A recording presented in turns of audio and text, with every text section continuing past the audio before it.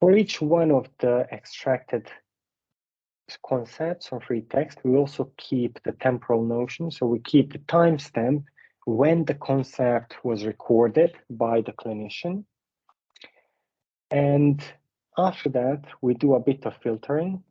We basically remove some noise, some extremely rare concepts, just because they are most likely mistakes. And also for the problem of identifying patients, we didn't want our data set to be, we didn't want to be able to identify patients given basically a disease in the data set just because it is so rare that maybe only one patient has it in the hospital. So we wanted to avoid that. And after we have removed some noise and the rare conditions, we basically do bucketing. Bucketing simply means we group everything that has happened in one day into one bucket, and we disallow repetition in that one bucket. So for example, if you look here at the bucket 3, so 1, 2, 3, we have leg pain mentioned 3 times. We would remove the 2 mentions and only leave 1, just because inside of one day, what can often happen is that you have like 100 mentions of the same concept. So to not pollute basically the timeline and bring in too much unnecessary information or repetition, we do the bucketing and we do the filtering. Once all of that is done, a patient timeline is very simple. It basically consists, it is just a table, 2 rows. On one side, you have a patient ID. On the other side, you have a stream of patient data ordered in time. So we know that this patient first had some weight loss, then he had some itchy skin, then he had a full blood count, and then he was probably diagnosed with diabetes type 2. And this is for every patient. Of course, the stream is SNOMED concepts. Here I have just translated it to words, to names, just so that it's easy for us to see, but normally it will be a stream of SNOMED concepts. A bit more about MedCat, and in fact, what does it do? So as I mentioned, we used the SNOMED ontology. We used 192,000 different concepts. So different concepts that basically different things that a patient can have in their free text. On the right side, you see an example of a small clinical note, and in blue, it is highlighted everything that was detected by MedCat and that we would then translate into the patient timeline. What's good, or why did we choose this tool, or why did we make it, in fact, was that it is self-supervised, means that most of the training is reusing the existing knowledge, while a bit of the training, which is the supervised portion, is mainly used to fine-tune the couple of places where maybe it is not working perfectly and to validate. So to know how good does the model, how good is the model. These are just some results from MedCat. We have fine-tuned it drastically towards precision because, as I mentioned before, there is a lot of repetition in health records. So what will happen very often is that if someone has, let's say, diabetes will be mentioned hundreds of times in that health record. And if we miss a couple of those occurrences because our precision is very high and recall is a bit lower, it is not that important. But what we wanted to avoid is misdiagnosing patients. So we didn't want to have that, oh, there is somewhere a random mention of a concept and we didn't want to wrongly detect that and then diagnose the patient with diabetes, even though they do not have it. This is below is the patient level performance on the 3 data sets, so King's College, South London, and Moseley, and we also have MIMIC3. MIMIC3 is just there so that we have a public data set. And you see that, like in all cases, the precision is above 95%, or on the 2 hospitals is above 97%. Okay, so modeling and the results. So for the model, we have used the generative pre-trained transformer. We have used it because it's a causal model, which is what we need here. We want to predict the patient future step by step. It gives state-of-the-art results, and one of the most important stuff was self-supervised, means no supervised data needed.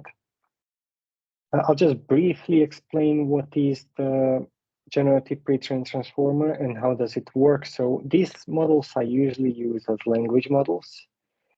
You probably have seen ChatGPT or any other variation of the large language models recently. Basically, they are all over the place, can be used to like answer questions in natural language, can be used to write poems, to do calculations, to write web pages. But in essence, how they work, no matter the use case, they always take a certain input. So let's say this one here, I was running. So they take it until the word running, and then they try to predict what is the next word.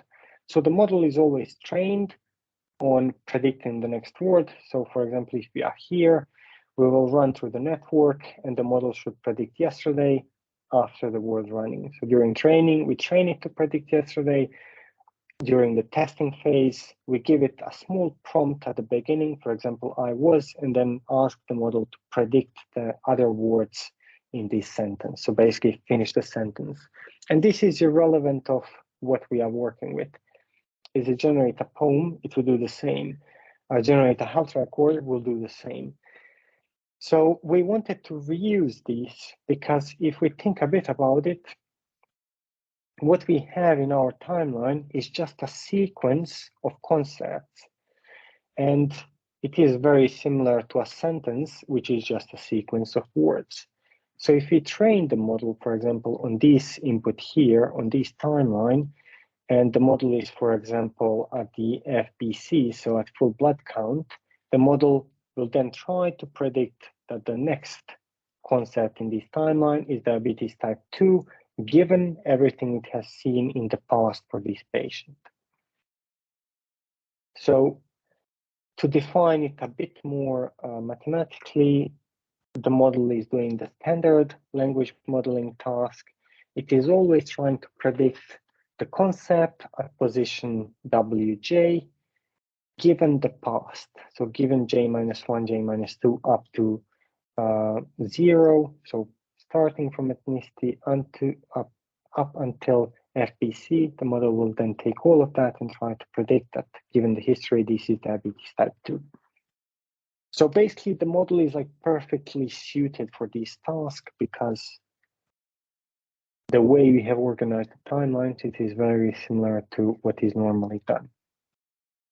These models also allow us to do feature importance using something called gradient-based saliency, which allows us to, given a patient timeline and given a prediction by the model, this allows us to see what was important or where did the model pay attention, what was the most important concept in that patient's past for prediction of this disorder. And by that, we can see like what is important in a patient's past, where is the model looking. We can use it for validation, but we can also use it to to see like what is important based timeline, because in this timeline, which is a couple of concepts, it is very easy to see what is important. But in a timeline that maybe has a couple of hundred or a couple of thousand concepts, it is very hard to find what was important. And then if the model can tell us that, it just makes it easy to find the important stuff in the patient's past.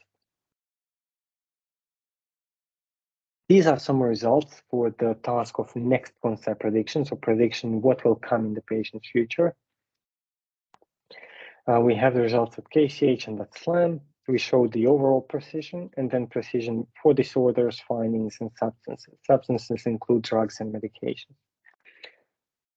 The top 1 precision means the model predicts one candidate of what will happen in the patient's future. If that is correct, then we say, okay, that is a true positive for this model. If it's not correct, then that's a false positive. That's a negative example, basically. Top 10 means the model predicts 10 candidates that possibly can occur in the patient's future. If any one of the candidates really does appear, that is a correct prediction by the model. So we see that the top 10, so I just want to make sure this task is in fact extremely difficult, because the model here is not working with one disease or 5 concepts or something. It is working with hundreds of thousands.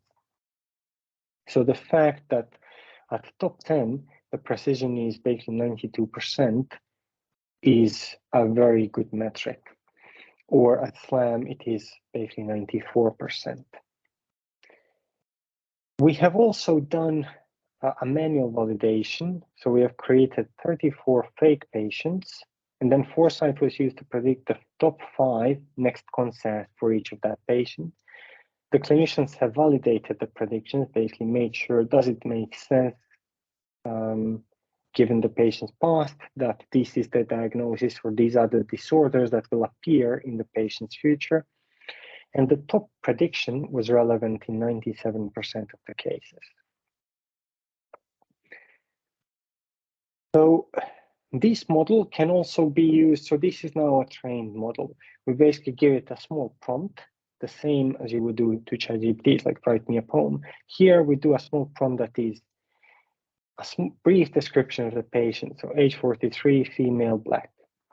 And the model generates a whole synthetic timeline, so a whole synthetic patient out of the short prompt. So it basically continues generating that into the future until end of life. This is using the KCH model, and we have the same example using the SLAM model, which just means it is a bit more focused towards mental health. You'll have hallucinations, you'll have schizophrenia, and so on. I'll briefly cover the lessons learned with training these models, and then I'll show you a demo of how does this work. We saw that increasing the bucket size, so the way we group the concepts above one day, does not really help. The model size, if we increase it above a 16 by 16 network, which I think in our case was around 500 million parameters,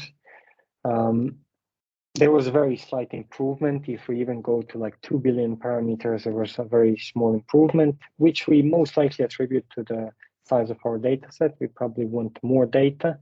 We have trained it, as I mentioned, around 1 million patients at KCH, but for these models, that is not really enough, so we need more. Any transformer modification that was recently published in the last year, like rotary embeddings, memory, did not really help. So the base transformer or the base GPT model was basically working as well as any one of the other improvements. So briefly, the demo. So this is the web app. You can, of course, access this and try it yourself. What this allows us is to load or build a patient timeline. So here I'll just take a simple one. We have a COVID patient. Basically, they had diabetes sometime in the past, and at age 46, they had loss of sense of smell, cough, and fever. We want to predict, on the right side, we say, what do we want to predict? And so we want to predict disorders. So these are basically, it's doing a differential diagnosis. And we'll see that the top 5 concepts are the ones that makes most sense. And the third one is COVID, which was predicted mostly because of the loss of sense of smell. We also have common cold, which is still a bit more likely than COVID, given the very typical standard symptoms. We can, of course, make this much more complicated. You can add your own symptoms here. So you can search for something and add headache and then see, okay, what is the model predicting now? Does this change things somehow? So you have sensory disorder of smell or taste is now the first. Vomiting is also here, upper respiratory. So COVID went down a bit. Maybe now it is less likely that this is COVID and so on. So basically, you can write down the symptoms, build your patient timeline, and ask for predictions. These can, as I mentioned, be much more complicated. So we can do the, let's do the Parkinson's disease, which again is just a bit of an older patient. We have from 68 to 77 their timeline. We can ask for a prediction and get basically dementia, which makes a lot of sense given memory impairment, delirium, and then we also have Parkinson's disease, depressive disorder, and so on, basically. We can just switch these so that we are not doing disorders anymore, but we do medications and substances. Basically, the model will predict maybe potential medications and substances that can be used to treat this patient. Same is for procedures or symptoms and findings, which the model will predict like additional symptoms that might appear in these patients' future. So like clouded consciousness, which makes a lot of sense given the past nightmares, pain, and so on. We can switch the model between KCH and SLAM so that if you want to try something a bit more on the mental health side. There is also a possibility to simply write text.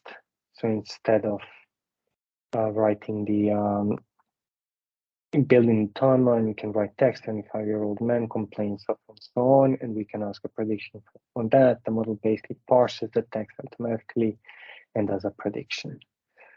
So I've done symptoms. Let's go to disorders. This should be the Crohn's patient because abdominal pain, loose stool, and so on, losing circulation. So yeah, it is basically a Crohn's disease.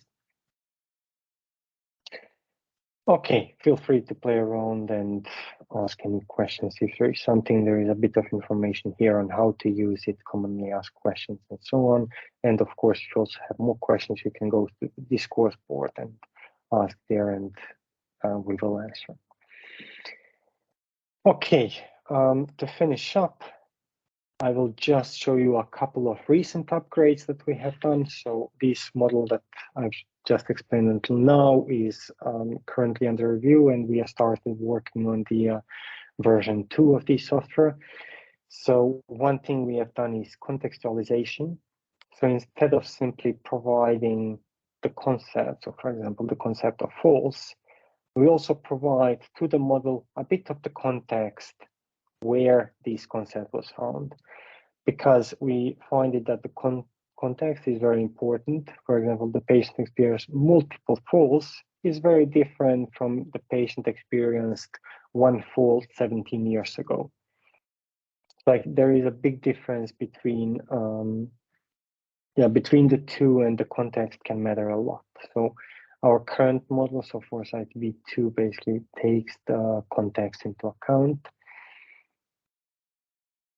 We also now train the model also from free text, because one of the big disadvantages of the model is, or was, that if the concept did not appear, so if a disease does not appear, for example, in the King's College Hospital dataset, the model doesn't know how to predict it. The model has no idea about the disease.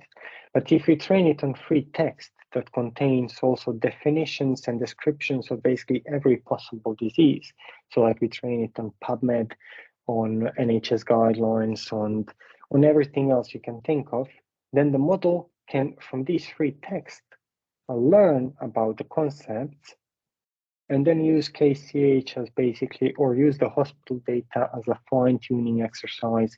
And even if a concept does not appear at KCH, it will still know, the model still knows what it is based on the description of the concept from free text. So basically from like Wikipedia or whatever.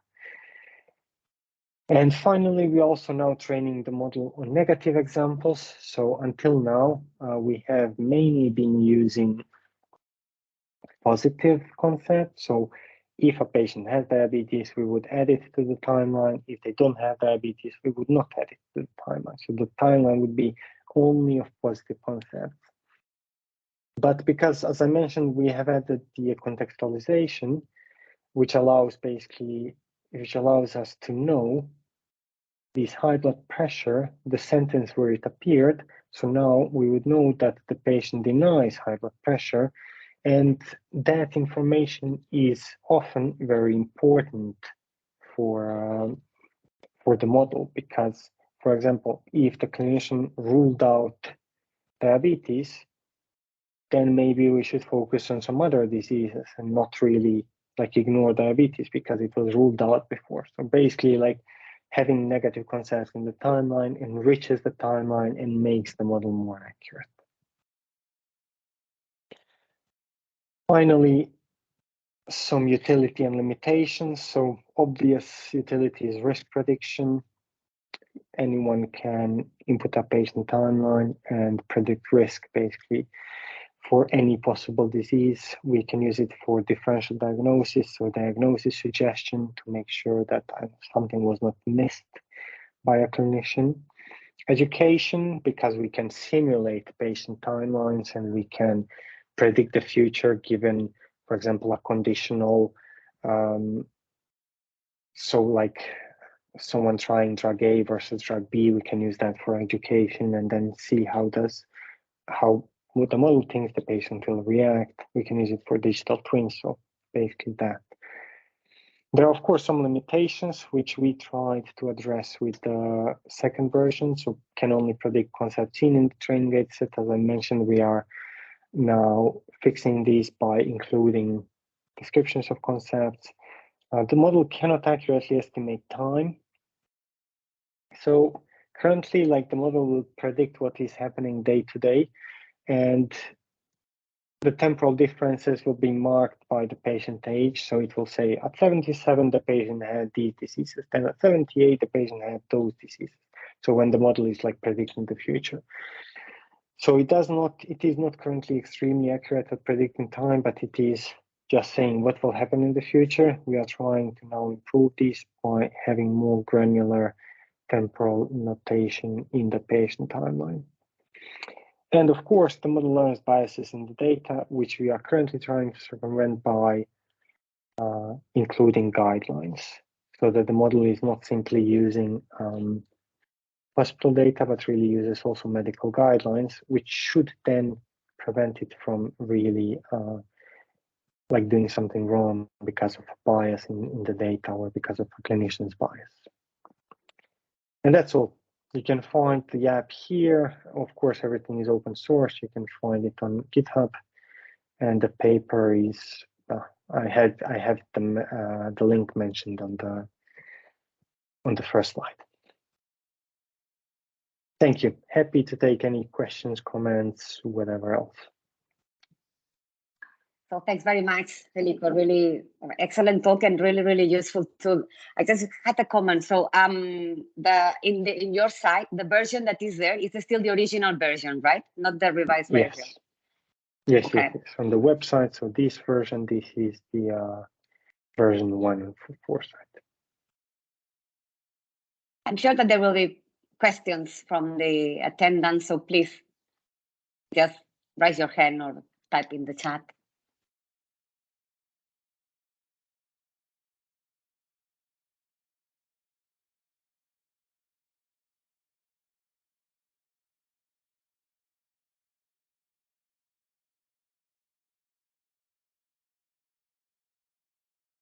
Questions or comments?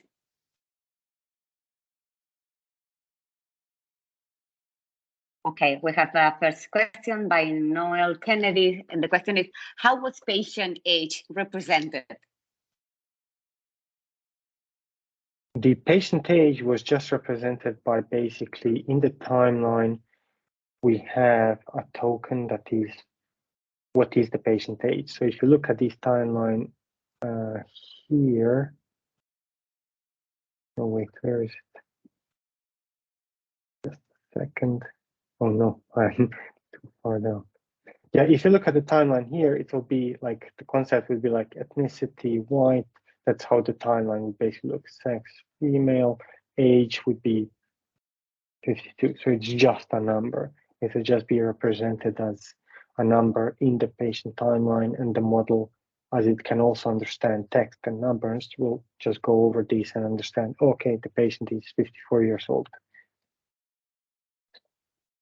Okay. Yeah, sorry. Yeah, hi, it's Noel. And the SEP token there indicates a change of bucket. Is that right? Yes, exactly. Separator is a change of bucket. Yeah. Yeah. Okay. And is there a patient age in each separator which corresponds to a change in age of the patient? Yeah, whenever there is a change in age in the patient. So for example, if after this separator now the patient is 55 years old, we would have the age written here. But if the age didn't change, the patient is still 54, then this token would not exist. Yeah. So Okay. it would just be again a string. Yeah. Brilliant. Thank you. Okay, I think that we have 3 questions now. I think that Nick Dan was raising his hand. Nick? That was maybe a mistake. Oh, Oh, okay. yeah, The no, question I is now did. in the I chat. did. It's Yeah, fine, I put it in fine. the chat, but I can read it out. I mean, essentially the question was, Yeah, how do you prevent the model from predicting kind of higher level terms like cardiovascular disease, as opposed to the more specifics? Because you would presumably you could guarantee a better performance if you were just asking it to predict, you know, a higher level term, if that makes sense. Yes, of course. Yeah. In fact, the model does not predict high-level terms very often, just because they are not often used in free text.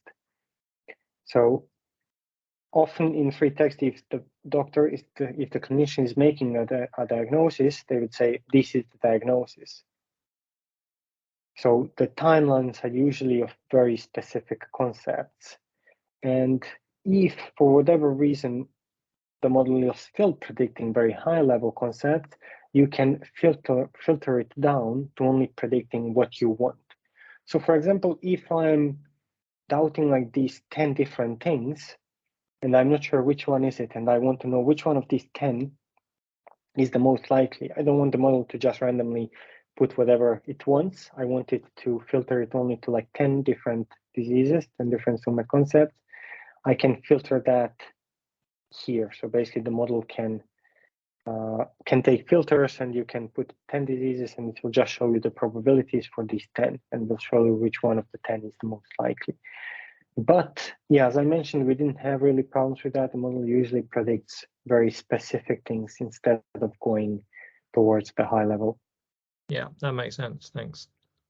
There are a couple more questions in the chat. Oluvanka Dajini is asking, I can see an application for this in predicting adverse events of medication at the time of initiating. Is there plans for this? Yes, we are exploring that. We are trying to find, like, adverse events are always a bit tricky because you never know is something really an adverse event or did it happen just because the patient is sick. So yeah, we are looking into this and trying to create a data set that will allow us to test these. That's basically the big problem now, is just that we somehow need to use the hospital data to create a big enough data set where we know that something really happened because of the intervention of because of a drug and not because of random stuff. Standard stuff with adverse reactions, basically. There's another question by Daniel. So great talk. How much better is your model compared to simply using the most common diseases of an age class as a prediction? Yes, we had these done for another paper that uses graphs. It is basically like when you're working with these many diseases, we are significantly better. I now cannot remember what was the exact precision if we are just using the common one. I can look it up, but it was something like, I don't know, maybe we are at 66% and just taking the most common one, and even not just taking that, even like clustering patients and trying to do predictions based on that, we were at least like 2 or 3 times better than doing it that way, and much more better when doing it for rare diseases. With the rarer disease, the harder it was to predict by simple clustering, or of course by averaging up. You cannot even do it. But yeah.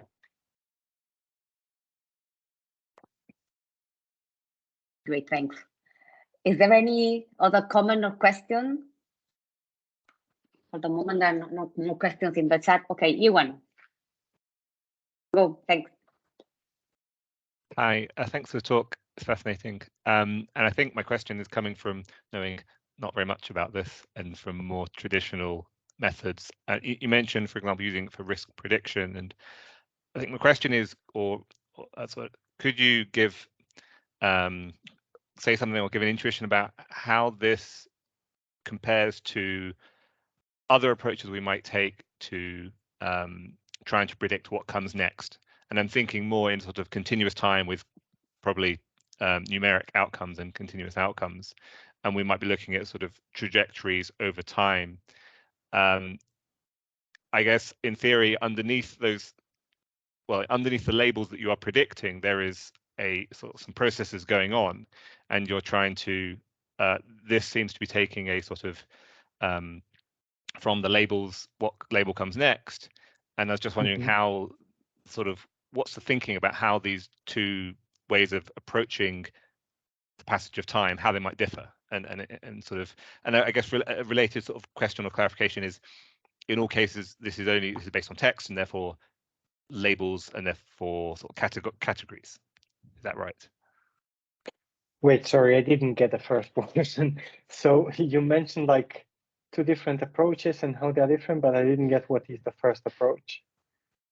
I suppose it wasn't really well. How does the way of thinking about predicting sort of the next thing in what you're doing here, which to me is quite a sort of new, different approach, i.e., what term comes next, and how, in your experience, does this compare, or how would you contrast it with existing approaches where we're not necessarily predicting the next term or the next label, but more just we have an outcome over time that we are now trying to predict the next score 6 months in the future, and sort of ultimately they're both trying to do the same thing but in completely different ways, is the way I see this. And I was just wondering sort of, yeah, either any thoughts on that, and then the other sort of small question was just about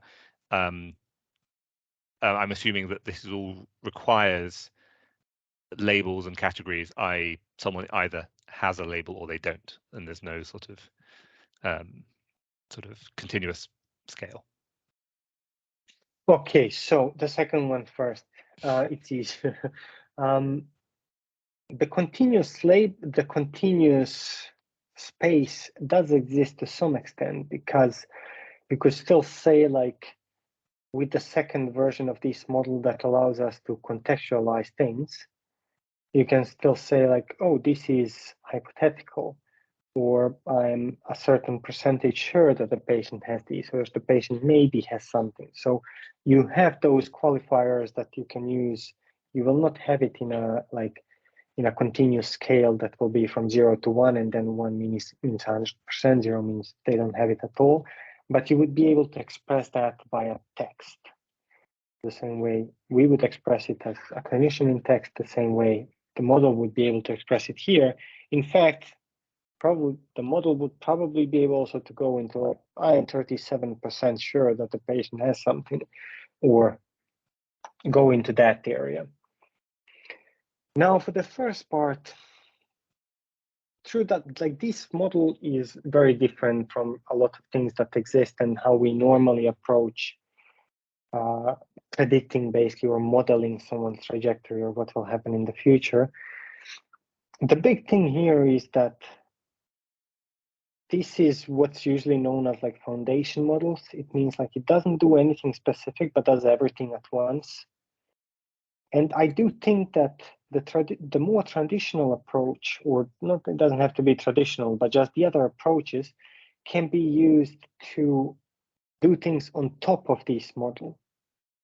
So this model then can be used because this model will, for example, be very good at everything, not very good, like good at everything, but not excellent at anything. So maybe we'll find one disease where the performance is like 95% or something like that. But what is the benefit of this model is that it's a jack of all trades, basically. And then when you want it to be very specific for a certain disease and then model continually over time and all of that, then you would fine tune it for a certain thing and possibly combine with like the traditional approaches for modeling trajectories. At least my opinion. Like it can, I think there is a lot of space here to explore, but I would do something like that most likely. Thanks, that's great. Well, thanks very much. We still have one more question from Nick in the chat. So the question is, do you have a sense of how much bias is introduced by having trained on data that is specific to Southeast London? How far would predictions be valid in other regions or countries? Yeah, unfortunately, we didn't still test that. We only had access to Southeast London. Hopefully, they will give us access to more hospitals, and then we'll be able to check how does it work on, I don't know, a hospital in Scotland or anywhere else, basically. So we couldn't still do that. We have done a bit of tests comparison between London and the Mimic data set we had, but the data sets were very different. Mimic was also only critical care, so the comparison was not really fruitful, basically. So hopefully we'll get access to more hospitals and then we'll be able to do this. Thank you. Is there any other question, comment? We still have a few more minutes left. Any of you want to make another comment? Okay, yes, please. Rika Budulumbus. Oh, hello there. My background, I am a nurse and I do practice independently. This is such an interesting research that you've done. You know, I'm really impressed. But do you mind me asking, what is the cost implicated there? Is there a cost there? You know, obviously, nothing is cheap nowadays. I used to work for the NHS. Obviously, we're trying to improve our IT or the way we diagnose. Obviously, my background is diagnosing as well. We tend to diagnose dementia. So what I was kind of thinking in terms of having such an algorithm, what's the cost? What is the implication there? Yes, of course. So in fact, running this is extremely cheap. So like you could run it on your laptop or whatever you want almost. Training these, so training the model to be able to do the predictions and doing that on all of the patients in a hospital is slightly more expensive. For this, you would basically need GPU machines, and it is still like nowhere near the cost of the giant model that exists currently, like GPT, that was costed in like hundreds of millions to train. But this would, I think in the end, we maybe spent a couple of days to train this on a GPU machine that was available at King's College Hospital. So running extremely cheap, training a bit more expensive, but nothing outrageous, basically. Have you got a figure there? Do you mind me asking? Sorry. A figure, you mean like for the training part or? For the both of them, obviously you've got the training there, but you know, that's part of IT, is it, when you're kind of creating something like that? How much is it costing, you know, the service, or if someone wants to buy the tools to use, like for example, in a hospital or in a clinic? Okay. So in fact, this, like, we don't have a figure yet, but all of this is part of Cogstack. And basically you can contact Cogstack if you are interested more about the pricing and all that. And they will come back to you as like what would be really the price of deploying these in a hospital, organizing everything and doing all of that. Oh, that's wonderful. Thank you ever so much. Sorry for taking your time, but thank you. No worries. No worries. All good. Thank you so much. There's another question in the chat by Jiwan. What does it need in terms of computational resources? Yes. Yeah. For the training. Yeah, exactly. The training is expensive. currently took 2 DGX machines, which is basically like 16 very big GPUs to train for around a week to train this model. The second version of this model, so the one that uses also contextualization and free text and all of that, will be trained on Cambridge 1, so the supercomputer built by NVIDIA, and will require a very large number, like amount of resources to be trained. Yeah, so I think we are going to hundreds, if possible, like 300-400 GPUs that will then be used to train such a model. Thanks. Out of interest, as we've got a minute, how often would it need to be retrained, do you think? What's the sort of plan for retraining it over time? So what is good is that the retraining is cheap. So the first initial training is extremely expensive, but the retraining will basically be done just on the small amount of new data. So if, I don't know, there is a new guideline or something, you would just fine tune it on that guideline. So the retraining can really be done like once a month or twice a month or whatever you feel like necessary, but in general will be something that costs, I know, very little to do. Okay, thanks. Thanks very much. Still 8 minutes if anyone else would like to ask. I think there is a lefty hand. Oh, okay, by Rika, could be. No more hands. Oh, Gordon, yes, please. Hi, sorry, just one question. When you showed the results, there were sort of quite big differences between whether the model was trained on the SLAM data or on the KCH data. And I guess this massively reflects the patient mix in the 2 different hospitals. Sort of wider to that as well, I guess in these hospital data sets, you'll lose people who get better. So if people come to hospital for one thing and then leave again, and they won't be in your data set, whereas if they have a chronic condition, they'll come back time and time again. What do you think the implications are of this sort of selection that goes into the trained data when you're training on hospital data for the sort of applicability of the model, of which settings it can be generalized to? Yes, I mean, that is exactly true. So why does it, for example, in this case, work a bit better at SLAM than it does at KCH was because our SLAM dataset is very specific. Our SLAM dataset is only serious mental illness patients.